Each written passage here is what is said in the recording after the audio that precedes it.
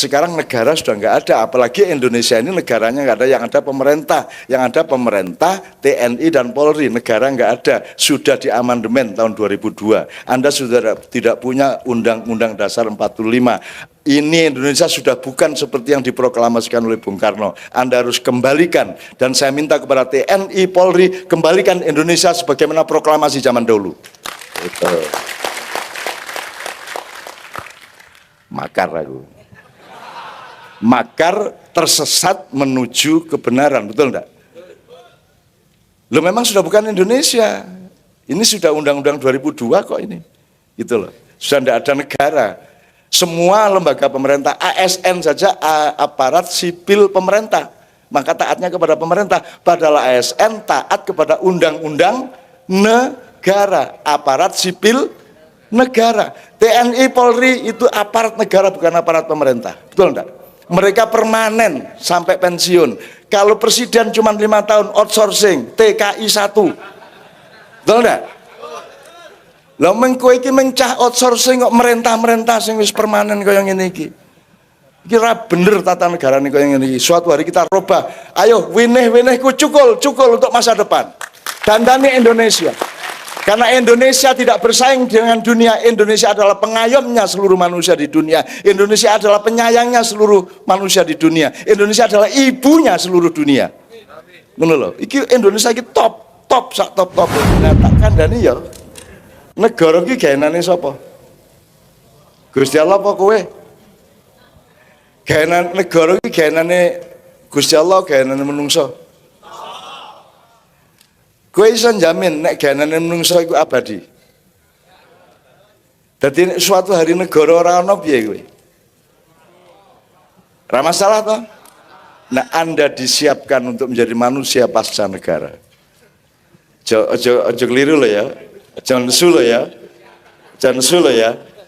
Tak kandani ya, dulu pertama masyarakat keluarga kecil Nabi Adam, Siti Hawa dan anak-anaknya, keluarga kecil baru berkembang, terus setelah menjadi satu komunitas mereka nomaden, pindah ke sana sesuai dengan habis tidaknya makanan di hutan yang dihuni. Kemudian ada banjir Nuh, oleh Nabi Nuh setelah mendarat dibagi ngalor, ngulon, ngetan, ngidul. Kan gitu. Terus menjadi tribe, menjadi suku-suku. Jadi lebih besar dari nomaden dan keluarga. Kemudian menjadi kerajaan-kerajaan, ya ra? Aku takon, sing suku-suku saiki sing ngrempel ora? Ada enggak wong ngrempel sak suku ono ora? Lah wis ora ono to. Di sini aja sudah plural loh, Pak. Macem-macem ning kene. Jogja itu kan ono wong ngendi wae sak donya ono. Kan gitu. Jadi sudah tidak ada suku yang ngerempel, tidak ada. Hilang. Kerumunan suku sudah hilang. Kemudian kita bikin yang namanya bangsa. Terus kita merasa kita ini bangsa Indonesia. Padahal kalau saya ditanya misalnya, ini bukan bangsa Indonesia, ini kumpulan bangsa-bangsa yang bernama Indonesia. Ada bangsa Jawa, ada bangsa Madura, ada bangsa Batak, ada bangsa Bugis. Kalau saya begitu, ini Indonesia lebih besar daripada sekedar bangsa. Ini adalah perserikatan bangsa-bangsa NKRI. Menurut aku, lebih Pak Rektor. Bagaimana? Orang Belgia sama orang Belanda bedanya apa? Bahasanya sama, gennya sama, tapi dua negara, dua bangsa. Kita ini 12.000 suku. Kita menyebutnya suku, padahal semua bangsa. Orang Dayak itu bangsa yang besar, orang Jawa bangsa yang besar, orang Minang itu bangsa yang besar. Kok kita menyebut suku? Jadi kita ini memperkecil diri kita sendiri, kita mengkerdilkan diri kita sendiri. Kapan-kapan aku usul jenenge Indonesia itu Perserikatan Bangsa-Bangsa Indonesia. Ngono kuwi. Memang beda kok. Beda. Bangsa Madura itu beda jauh. Beda jauh. Segala macamnya, caranya sholat beda. Kelakuannya sama Allah beda. Kalau naik haji yang dilirik beda. Kalau orang Madura yang dilirik kan, waduh Ka'bah kok enggak dari besi ya. Kalau dari besi kan bisa tak cuwil sidik, tak dolan itu kan. Ya, dan seterusnya. Kita ini bangsa-bangsa besar. Jadi pada suatu hari, menurut Pak Rektor kan, Pak Rektor tahu sekarang kan sebenarnya sudah bukan negara, Pak. Karena dulu negara itu berdasarkan nation state. Sekarang nation state udah nggak ada. Sekarang negara sudah nggak ada. Apalagi Indonesia ini negaranya nggak ada. Yang ada pemerintah. Yang ada pemerintah, TNI dan Polri. Negara nggak ada. Sudah diamandemen tahun 2002. Anda sudah tidak punya Undang-Undang Dasar 45. Ini Indonesia sudah bukan seperti yang diproklamasikan oleh Bung Karno. Anda harus kembalikan. Dan saya minta kepada TNI, Polri, kembalikan Indonesia sebagaimana proklamasi zaman dahulu. Itu. Makar aku. Makar tersesat menuju kebenaran, betul enggak? Loh memang sudah bukan Indonesia. Ini sudah Undang-Undang 2002 kok ini. Gitu loh. Sudah tidak ada negara. Semua lembaga pemerintah, ASN saja, aparat sipil pemerintah, maka taatnya kepada pemerintah. Padahal ASN taat kepada undang-undang negara, aparat sipil negara. TNI Polri itu aparat negara, bukan aparat pemerintah. Betul enggak? Mereka permanen sampai pensiun. Kalau presiden cuma 5 tahun outsourcing, TKI 1. Betul enggak? Lah mengko iki mencah outsourcing kok merentah-merentah sing wis permanen kaya ngene iki. Kira bener tata negara ini kaya ngene iki. Suatu hari kita robah. Ayo winih-winihku cukul untuk masa depan. Dandani Indonesia. Karena Indonesia tidak bersaing dengan dunia. Indonesia adalah pengayomnya seluruh manusia di dunia. Indonesia adalah penyayangnya seluruh manusia di dunia. Indonesia adalah ibunya seluruh dunia. Ngono lho, iki Indonesia iki top sak top-tope. TNI tidak pernah tidak juara dalam perlombaan tembak dan lain sebagainya. Tidak pernah tidak juara TNI, padahal fasilitasnya paling rendah dibanding tentara-tentara di seluruh dunia. Tapi jangan tanya, tentara Amerika berani sama TNI? Tidak berani. Israel tidak berani, Cina tidak berani. Baru sama burung nang karo kowe. Iki lebih bahaya, Pak. Sampean kan cetha perangi. Ada strateginya, ada iki arah cetha perangi, Pak. Jadi kue pendekar ban hitam karate ini nek musuh cahidan kan ya angel toh ya. Tepuk tangan untuk beliau, untuk Kapolsek dan Pak Dan Ramil, untuk Pak Rektor ya bersama Rofi. Oke, sekarang kita nikmati bersama, kita istirahat sebentar pikirannya, kita nikmati. Karena pada dasarnya kita ini semua ini negara istimewa Indonesia, bukan hanya daerah istimewa Indonesia. Sebenarnya seluruh negara ini adalah negara istimewa Indonesia, gitu ya. Bukan negara Islam Indonesia. Islam tidak perlu jadi label. Rasulullah tidak pernah bikin komunitas Islam, tidak pernah. Yang disebut itu hanya budaya, yaitu kaum muslimin dan muslimat. Syariat Islam adalah Anda diciptakan Allah menjadi orang Indonesia, bukan menjadi orang Arab. Maka Anda wajib menjaga tanah air Indonesia, sehingga nasionalisme Indonesia itu wajib hukumnya. Karena hakikatnya adalah Anda diciptakan Allah menjadi orang Indonesia di bumi Indonesia. Wajib ora kuwi. Kowe nek dikai driji 5 berarti kowe wajib ngingu driji 5 kuwi, ora njur kok putus kok ganti drijine wong liya kan begitu. Nah, salah satu perwujudannya ada yang namanya Forum Kerukunan Umat Beragama, Pak Rektor. Sekarang ini setiap pejabat kalau pidato itu salamnya 5 macam. Assalamualaikum warahmatullahi wabarakatuh, Om Swastiastu, Shalom, Rahayu, salam sejahtera untuk kita semua. Jadi setiap orang dari lurah sampai presiden selalu bawa 5 topeng. Saya ingin coba pakai nalar.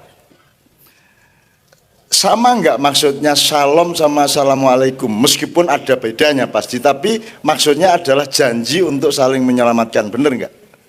Rahayu juga toh, salam sejahtera juga toh, pemeneh Om Swastiastu juga toh, podo toh karepe. Karpe pokoknya ayo bareng-bareng saling mengamankan, menyelamatkan gitu ya Pak Donamil ya, Pak Kapolsek ya. Jadi kowe ngomong salam, karpe podo karo assalamualaikum. Lah ngopo dadak kuwi kok 5? Kok baleni 5? Aku takon saiki, bebek unine wek-wek, pitik petok-petok, mentok ngak-ngak, oke. Apa nek mentok ketemu pitik njur dheke ngak-ngak terus petok-petok? Apa cukup ngak-ngak wae wong dheke bebek? Wong dheke mentok. Apa pitik nek ketemu bebek kudu 2 salam, petok-petok, wek-wek, apa ngono? Kan pitik ngerti nek bebek ngomong wek-wek ya kuwi padha karo pitik petok-petok. Maksudnya apa padha?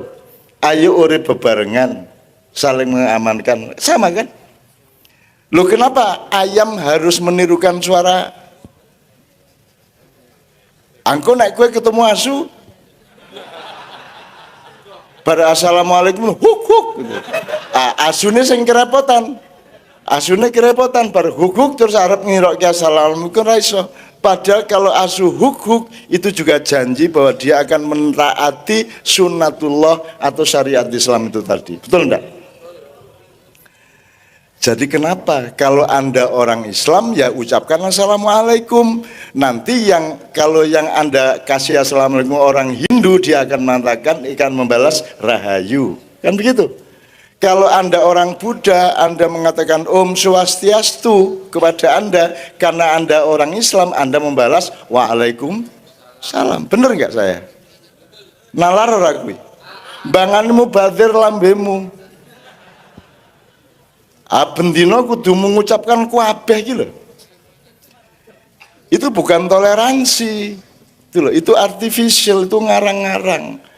Nek bebek ya ora iso petok-petok, nek bebek ya mesti wek-wek. Nek wong Islam aja ngomong salam. Nek wong Islam ki assalamualaikum. Engko sing jawab nek pastor ya salam. Ora apa-apa ta? Wong maksudnya padha ayo urip bebarengan rahmatan lil alamin kan begitu. Nah, ini sebenarnya waktu di penutupan MTQ di Sumenep kemarin kita omongkan seperti itu sehingga kemudian pejabatnya ketika pidato wis cukup assalamualaikum. Gitu, wis ora dadi pitik ora kudu njegok meneh kan gitu kan. Nah, saiki lak kabeh angger ketemu asu melu njegok. Sama dengan kalau kita assalamualaikum, karena yang kita hadapi orang Buddha kita harus bilang Om Swastiastu juga. Mulai malam hari ini ayo kita lebih rasional. Menurut gue masuk akal lagi usul gue. Cetak ya? Kan gitu. Siji, nomor loro. Semalam di Serang itu kita gini Pak Rektor. Nyun sewu ini saya agak merespon beliau. Jadi urip ki ming loro rek, siji hak, siji dzon. Ya. Posisinya hak itu adalah qot'i atau kebenaran yang pasti atau yang sejati. Terus posisinya dzon itu adalah duga-duga, songko-songko, pendapat-pendapat. Saya tanya, Alif Lam Mim ki menurut kowe apa? Alif Lam Mim itu pasti ayat atau bukan? Pasti baik apa tidak? Neng kowe ngerti ora? Nah, pemahamanmu terhadap Alif Lam Mim boleh bermacam-macam, tapi posisinya hanya prasangka dan pendapat. Yang qot'i adalah Alif Lam Mimnya. Jelas ora? Kan wis ngerti ilmune, kuku kuruyuk, kuku runu, kongkorongkong, kan gitu. Sing bener PTE. Nah, saiki lah gitu Pak Rektor. Orang berpendapat bahwa yang bener itu kuku ruyuk. Begitu ada yang bilang kuku runu, tempeleng, haram kayak kan gitu kan. Nah, itu sekarang. Padahal setiap orang itu hanya menyangka. Ana sing ngarani rawon penak, liyane ngarani sing penak kuwi pecel, kan begitu. Sing bener sing ndi? Bener karo. Kalau teori kamera, Anda saya foto dengan kamera, ini kan ada yang handphone bagus, ada yang handphone biasa, hasilnya salah apa bener semuanya? Bener semua, tapi beda enggak? Beda. Kebenaran tidak harus sama, kebenaran bisa beda-beda. Nek kameramu ming Nokia gedang kae, ya toh, hasilnya ya ming bluwu, ya toh. Nek kowe Samsung S mbuh pira kuwi, ya toh, hasilnya akan celing. Tapi salah enggak hasilnya si Nokia? Enggak. Jadi tidak apa-apa, orang itu belawur sidik rapopo. Makanya di Ma'iyah Pak, orang tidak boleh berdebat mengenai kebenaran kecuali dalam konteks akademis dan ilmu, tapi tidak boleh di dalam reaksi silaturahmi budaya. Sebab podo bendere kuwi. Kanggone NU sing bener Muhammadiyah apa NU? Wis NU ora apa-apa. Kanggone Muhammadiyah sing bener Muhammadiyah apa NU? Ya ora apa-apa Muhammadiyah, rasa njur ngarani NU salah. Kan begitu. Yang bikin bertengkar adalah begitu kowe ki kukuruyuk nyalake kongkorongkong, kan begitu. Membid'ahkan kongkorongkong, mengharamkan kongkorongkong, kan begitu. Padahal podo bener kuwi. Wong nek wong buta warna ngarani rasa buta warna iki. Iki warnane apa? Nek buta warna kan kelawu toh, abu-abu sama putih. Rasa buta warna orang Madura aja itu Pak, itu kan Nyun Sewu ini emblemnya kan hijau Pak. Tapi jangan tanya sama Pak Muzamil, nanti dia bilang biru Pak. Orang Madura rasa betake hijau karo biru arep piye, kan begitu. Dan itu ndak apa-apa. Dia bilang biru ndak apa-apa. Sing bener apa sing bener kuine. Itunya yang benar. Jadi sapa sing mlebu swarga? Sapa sing mlebu swarga? Tidak ada yang tahu, tidak ada yang qot'i. Itu dzonni semua. Siapa masuk neraka, siapa masuk surga, itu dzonni semua. Maka satu-satunya jalan adalah kita saling mendoakan, mudah-mudahan kita semua oleh Allah diridhoi dan dimasukkan ke dalam surga. Lah ngono isone. Kowe rada persaku, kowe rada salah ning wis muga-muga diterima Gusti Allah, ngono to ya. Mosok kowe ana kancamu rabi kowe ora setuju, ora cocok, ora bojomu kaya ngono. Sikile kekamban kuwi. Gusine biru.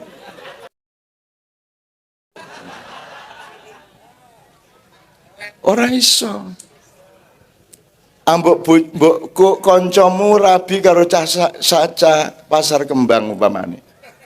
Kowe diundang resepsine teko ora? Teko. Njur kowe rewel ora pas teko? Piye karepmu? Rabi kalau cah pasar kembang iki ora ndirego kowe iki. Mosok ngono kuwi kowe? Lah ora to, Mas? Meskipun bener to. Bener to omonganmu. Jadi kebenaran jangan diandalkan karena kebenaran itu datangnya dari Allah. Sampainya ke kita menjadi prasangka. Alif lam mim benar, tapi begitu kita menafsirkan itu prasangka kita, dzon kita, betul enggak? Dzalikal kitabul la raiba fi. La raiba finya pada Allah, tapi begitu pada kita la raiba finya menjadi berbeda. Jadi jangan bilang ini menurut Quran, oh ragu Quran menurut kowe.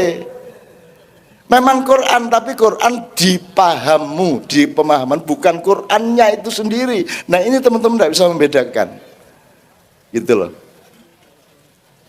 Lah piye nek awake dikerengan terus kayak ngene iki gitu ya Pak ya. Itu salah satu contoh dari respon saya kepada Pak Rektor. Itu semua sudah kita elaborasi bermacam-macam termasuk hak dan don tadi itu. Nah, hak itu bukan milik manusia. Maka rumusnya di Ma'iyah Pak Rektor, Allah tidak pernah menyuruh kita untuk mempertandingkan kebenaran. Allah menyuruh kita untuk berlomba-lomba menciptakan kebaikan. Betul enggak? Fastabikul, bukan fastabikul hak, bukan fastabikul apa lainnya Pak? Berdakwah, jangan memamer-mamerkan kebenaran pikiranmu. Berdakwah itu harus hikmah, harus bijaksana. Karena perintah Allah, ud'u ila sabili rabbika bil hikmah, bukan bil hak.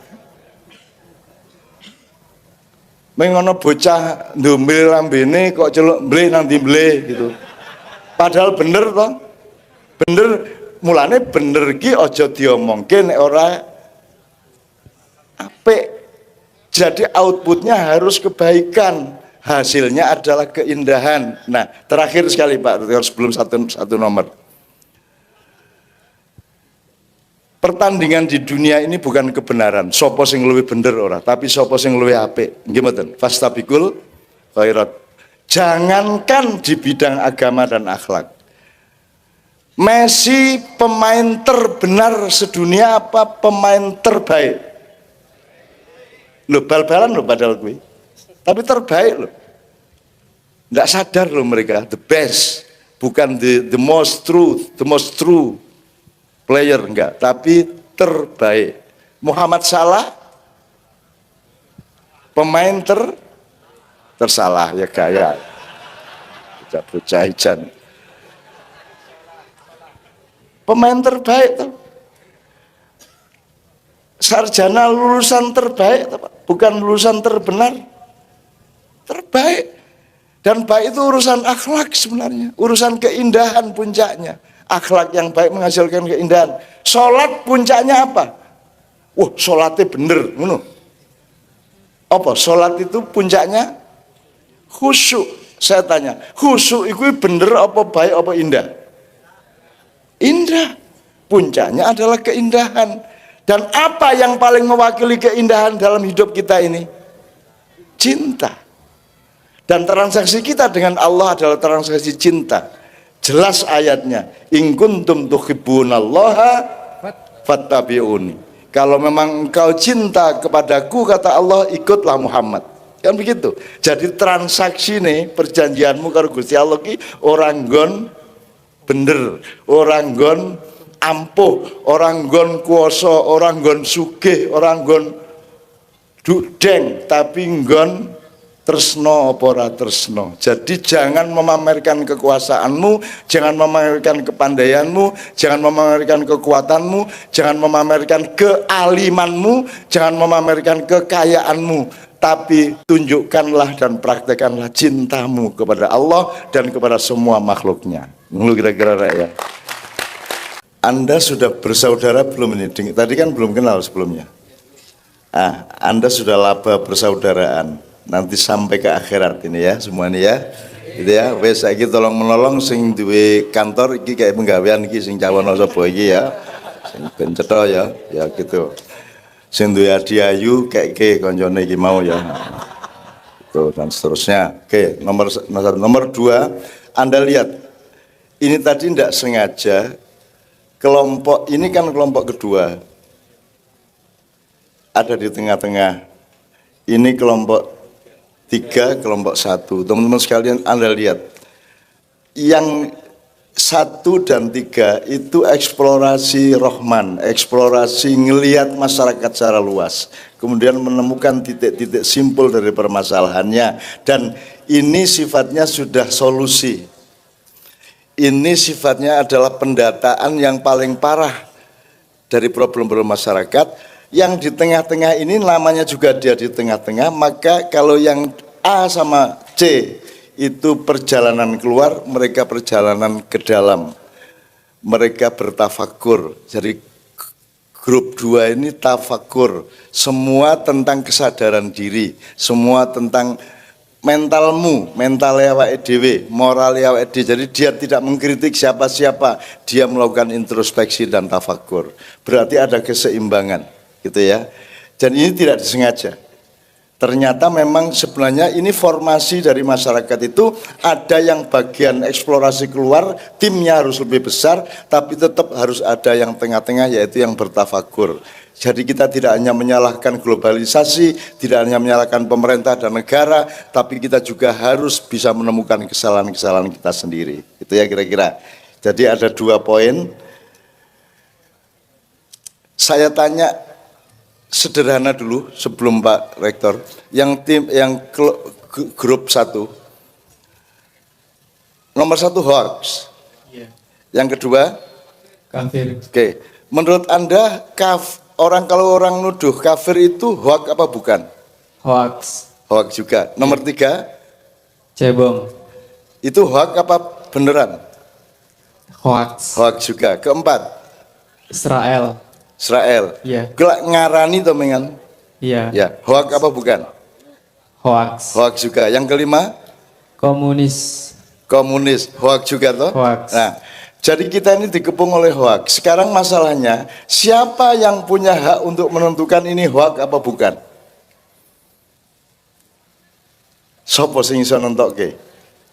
Sopo sing kok kei otoritas untuk menentukan ini hoax, ini bukan?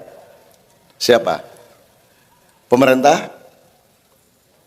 Mampu enggak pemerintah menentukan kebenaran? Nyun sewu kalau pemerintah, terutama di Jakarta, di pusat, yang disebut hoax bagi mereka adalah yang bertentangan dengan kepentingan mereka. Betul enggak? Kan itu. Nah, sekarang di Anda harus ada perjalanan panjang untuk mencari hoax itu sampai ke titik parameter yang namanya kebenaran sejati.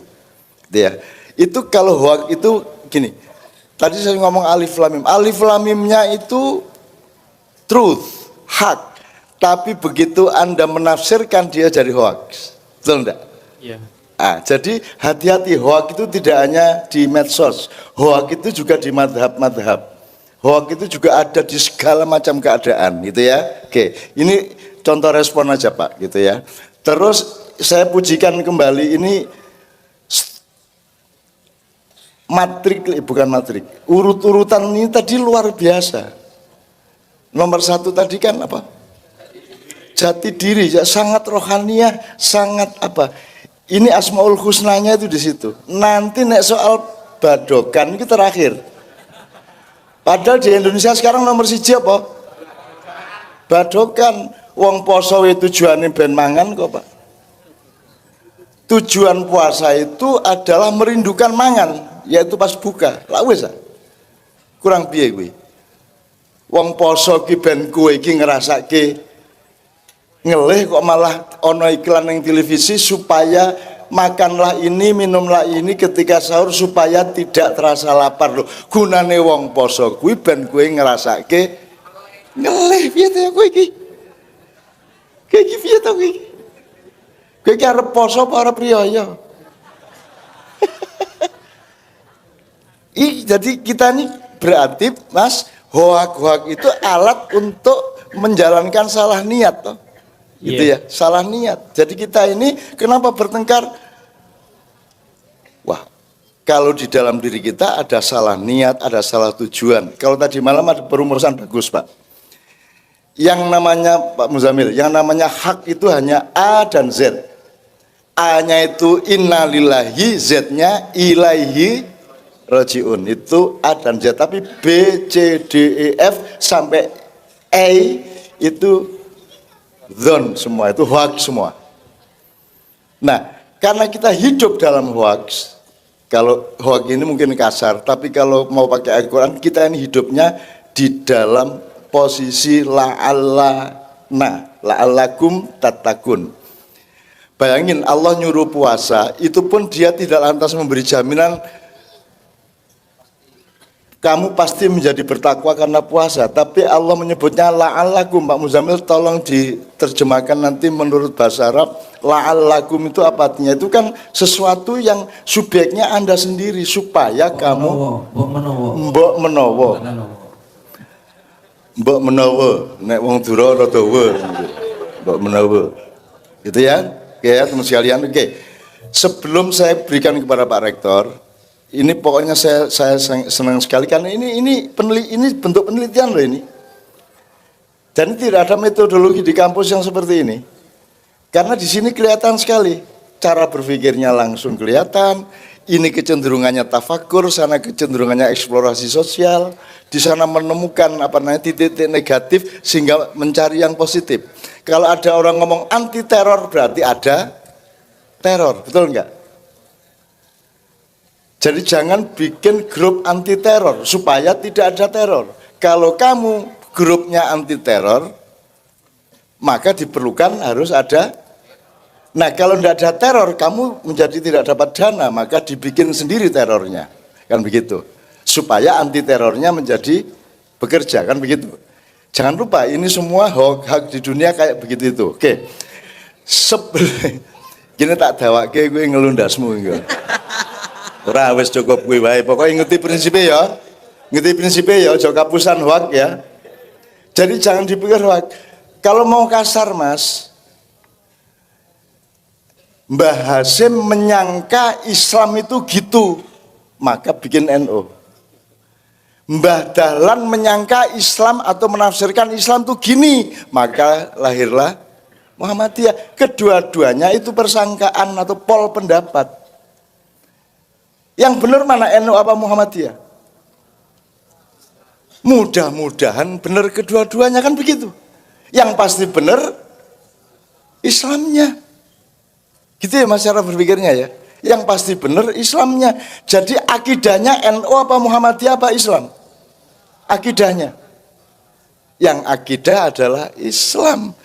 NU-nya itu hasil ijtihad, hasil dhon, hasil ra'yun, hasil tafakur, hasil muhasabah ilmu dan lain sebagainya. Jadilah NU, jadilah Muhammadiyah, jadilah HTI, jadilah FPI dan lain sebagainya. Itu semua bukan agama. Jadi jangan membela kelompokmu seperti engkau membela agamamu, kan begitu. Nah sekarang ini jangankan alah saiki Satrio Piningit, kuwi jane ya mung disangka Satrio Piningit bul dudu. Wis kadung diangkat bul dudu, wis muter lagi. Wis kadung dimplok, wah bul tai. Wah. Upamane ya, bahwa Anda ketawa itu yang Anda ketawakan adalah asosiasimu dewe-dewe kan gitu. Saya tidak memaksudkan itu meskipun jane ya iya. Saya tanya dulu Pak Rektor, saiki wis jam 12 kurang 10 lah, kurang 8 menit. Kita harus kompromi.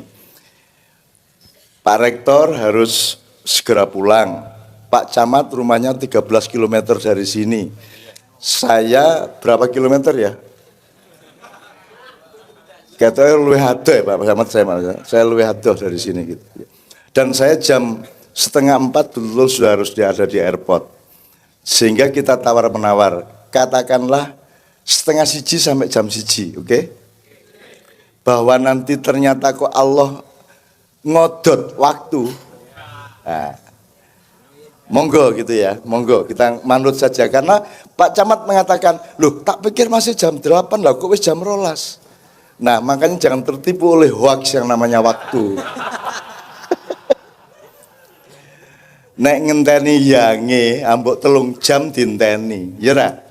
Nek ngenteni honor 10 menit itu suwe banget ngono ta ya. Jadi waktu itu relatif tergantung kepada keadaanmu masing-masing. Oke, jadi kira-kira sampai jam 1 Pak Rektor. Sekarang saya mohon dengan sangat sampean memberi respon lah pokoknya kepada 3 anak-anak muda ini yang merupakan benih dari masa depan Republik Indonesia. Tepuk tangan untuk beliau ya. Baik, terima kasih Nur. Ini luar biasa. Jadi ini potret pemimpin itu ya seperti ini. Jadi harus melihat yang ada di lapangan. Jadi tidak boleh berasumsi. Asumsi itu menurut saya ya tidak boleh seperti itu. Jadi Anda bertiga ini adalah potret-potret pemimpin. Jadi yang dikatakan oleh Pak dan Ramil tadi, Anda semua itu adalah masa depan. Nah, inilah masa depan yang akan dibangun berangkat dari apa yang ada di lapangan. Yang tadi Mas siapa namanya? Mas Maru. Nah, Mas Maru kalau mau lulus, ya ini ditulis. Siap. Ya. Siap. Ya. Jadi Nera lulus kondo aku. Jadi nulis skripsi itu ya dari ini, dari lapangan ini, kemudian dicari jawabannya, canon tadi dihubung-hubungkan, namanya dianalisis. Sudah nanti lulus, Kalau nggak mau tanda tangan pembimbingnya, yang tanda tangan saya itu. Amin. Jadi begitu. Jadi potret pemimpin yang luar biasa. Jadi seorang pemimpin harus berangkat dari lapangan. Jadi tidak boleh berasumsi menurut dirinya. Saya kira begitu. Dan saya setuju yang disampaikan oleh kelompok 3. Memang jati diri.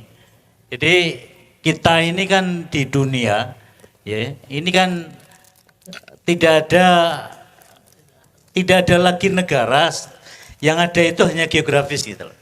Karena konsep itu sesungguhnya antar negara itu sudah bercampur baur, ya. Jadi tidak ada lagi yang strict atau yang itu menurut negara ini, menurut negara lainnya. Karena apa? Karena dengan era teknologi kita bisa tahu apa saja dan bisa melakukan apa saja. Ya, sehingga yang ada itu hanya geografisnya. Kita di Indonesia, yang lain di Australia, yang lain di Amerika, dan seterusnya. Tetapi secara konsep itu akan sama. Bapak Ibu hadirin, diramalkan di negara Eropa, itu nanti dalam jangka waktu yang tidak terlalu lama, itu akan berubah jadi Islam. Ya. Ramalan. Karena apa? Karena ini era teknologi, saling belajar, ya, tidak ada sekat-sekat lagi. Dan itu diperkirakan juga akan meluas, ya.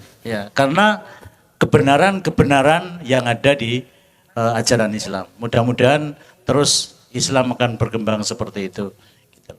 Nah, saya kembali ke persoalan jati diri. Memang inilah yang menjadi landasan kita ke depan.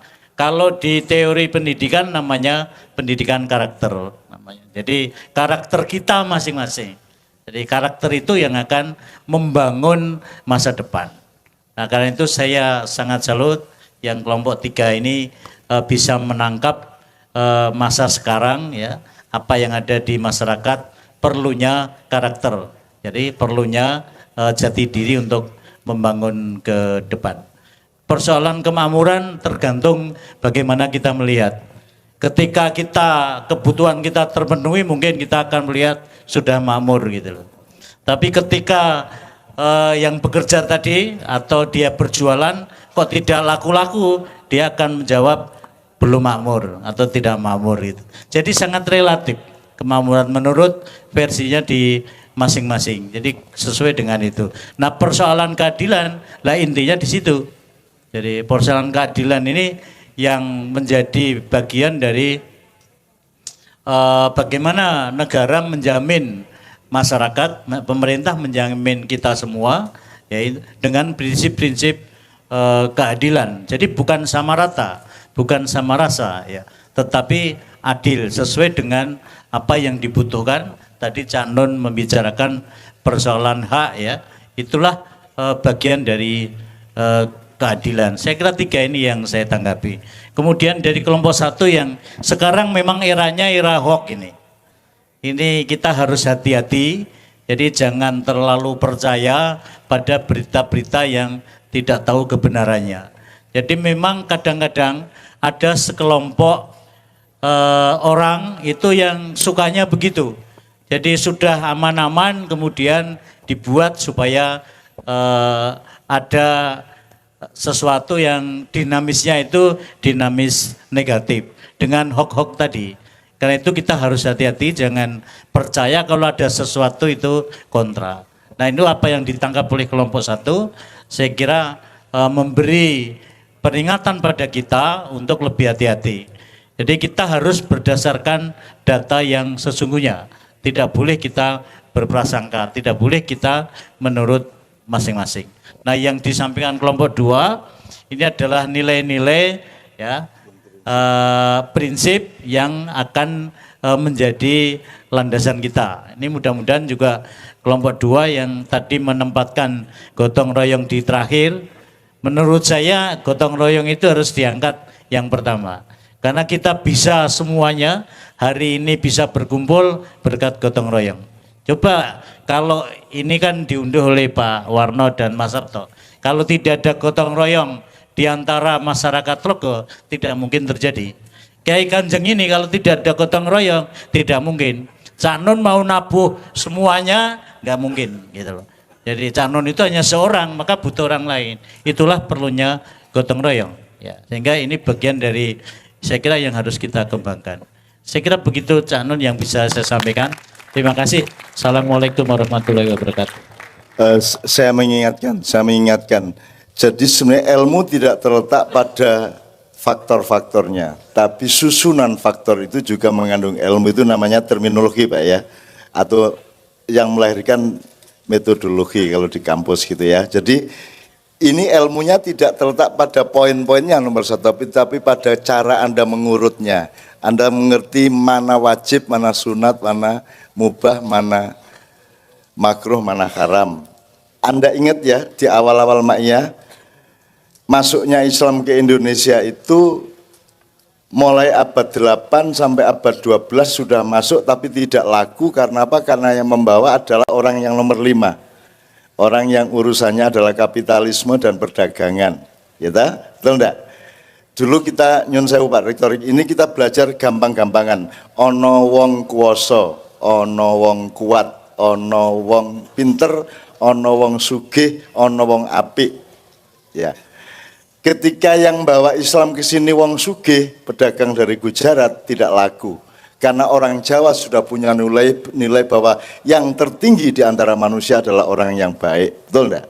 Ketika yang bawa Wali Songo, itu dia identitas utamanya, jati dirinya adalah orang yang baik. Dipercaya dalam waktu 3,5 tahun Islam melebar ke seluruh pulau Jawa dan Nusantara. Nah, dari contoh itu Anda kan sekarang tahu, kita selama ini sudah menyimpulkan bagi masyarakat kita sekarang yang nomor satu itu apa? Praktekin masyarakat. Sing paling didoleki wong saiki apa dadi wong apik apa dadi wong sugih? Semua kan mau kaya, Pak. Semua kuat untuk kaya, pinter untuk kaya, alim untuk kaya, betul enggak? Kuasa untuk kaya. Nah, sudah lahir generasi muda, Pak. Sudah berubah seperti nenek moyangnya dulu. Yang nomor satu adalah jati diri. Karaktermu, dirimu itu siapa? Carilah dirimu, kan begitu. Nanti soal mangan, soal sepi, itu soal nomor 5 kan begitu. Meskipun itu tetap penting. Dan kita sudah tahu Pak, kalau di Jawa kan ada sandang, pangan, papan. Pangan nomor loro. Nomor 1, sandang itu apa? Jati diri. Betul enggak? Kalau kamu ingin kehilangan jati diri, gampang. Berdiri, copot celanamu. Kehilangan jati diri langsung, betul enggak? Jadi wong Jawa wis bener, kenapa Indonesia tidak belajar kepada Jawa? Kenapa tidak diurut dulu sandang, pangan, papan? Kenapa kita sekarang pangan, papan, sandang, kan begitu? Jadi kita tidak ini policy kita di Indonesia ini menomorsatukan pangan, baru papan, baru sandang. Jadi wis ora apa sing penting mangan mudhar apa-apa kan gitu saiki wong saiki lak ngono kuwi. Isin ora apa-apa sing penting dadi bupati kan gitu. Ngapusi wong akeh ini merakyat dan seterusnya itu kan. Ya, jadi itu kan kaya wong muda sing penting mangan kan gitu. Ya, jadi sudah lahir generasi muda, sudah lahir anak-anak muda yang kembali seperti nenek moyang kita yang menomorsatukan harga diri, menomorsatukan martabat dan jati diri manusia. Hanya dengan manusia yang mati jati dirinya, maka cita-cita telogo ini yaitu nguwong ke wong, memanusiakan manusia, tema pada malam hari ini tercapai sudah dengan adanya 3 kelompok ini. Dan saya ya Allah jadikanlah mereka pemimpin-pemimpin masa depan. Apa yang membuat mereka bisa menyatu hatinya, lantas akibatnya bergotong royong. Itu yang disebut sebab akibat. Banyak sekali polisi-polisi dari pemerintah yang memaksa-maksakan harus rukun, harus plural, harus begini. Tapi mereka lupa bahwa kenapa mereka tidak gotong royong, karena saling merasa tidak aman, betul enggak? Nyun sewu Pak Polisi, Pak Tentara, rakyat banyak merasa tidak aman kepada pemerintah. tidak aman soal pajak, tidak aman soal harga BBM, tidak aman soal dan seterusnya, membuat mereka susah gotong royong. Orang aman kok. Ini sekarang ini terjadi gotong royong luar biasa karena berangkatnya dari satu komunitas kecil yang sudah merasakan kita aman satu sama lain sehingga kita ikhlas untuk membantu apa saja.